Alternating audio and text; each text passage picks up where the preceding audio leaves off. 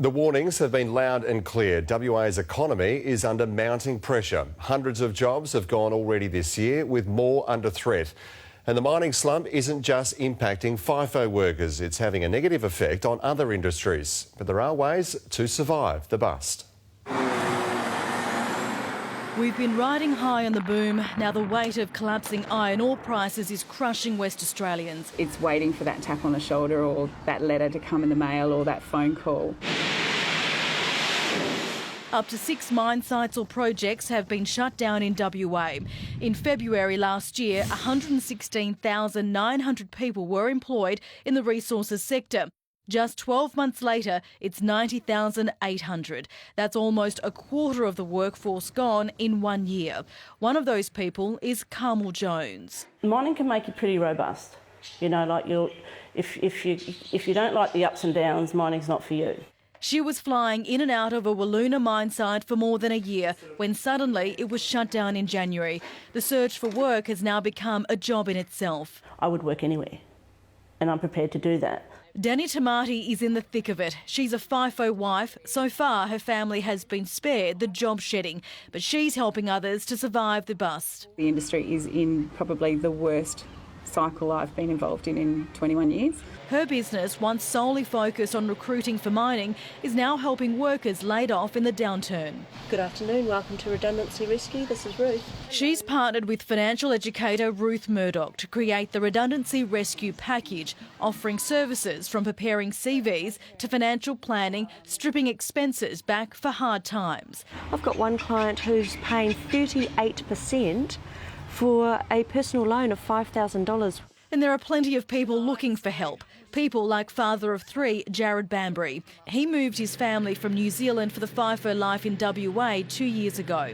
Moved over to try and get ourselves ahead and set up financially. He's been out of work since March. Financial expert Olivia Maragna says thinking ahead is crucial. You don't want your family to be in a position where you are vulnerable. Her tips on what to do. Set aside your termination payout. It may be your last pay packet for a while. Consider putting it into a high-interest account and only draw from it at the same time you would have been paid. If you have a home loan, talk to your bank as soon as possible. You may be able to adjust payments or move to interest only.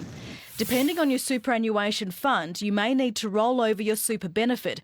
Contact your superannuation fund and consult a financial advisor. Insurance, most likely income protection won't cover you in the case of a redundancy. And if you have insurance in your super fund, you may need to replace any cover you had with your employer. Keep in mind that you may be eligible for income support from Centrelink, but there are waiting periods.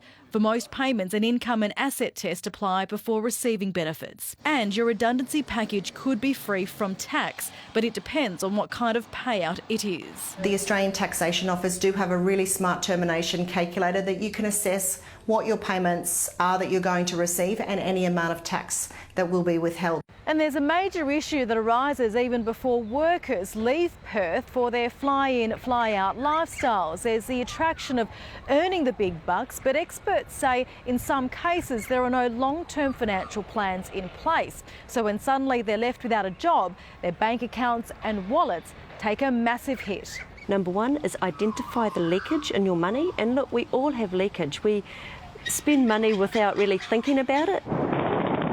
The mining downturn will have a ripple effect. Experts say other areas such as the airline business, catering and cleaners will feel the pressure. There is some upsides. Recruiters say they're seeing extra jobs in not-for-profit organisations, tertiary education and aged care. As people become unemployed, they're really looking at how can they invest in their future, and one of the ways they can do that is really through looking at their skill set and do they actually have to look at their qualifications and upskill. Recruiters encourage people to think outside the square. Recently I spoke with a candidate who is very highly qualified in oil and gas. And he's been applying for jobs as a service station attendant. Take advantage of any outplacement opportunities or resources that your employer is offering you. A key message, remaining mentally positive with or without a job. The end of April is basically when I want to at least have a job or a job offer. And it will get better. We know it's a cycle. It will get better. Tracy Vo, 9 News.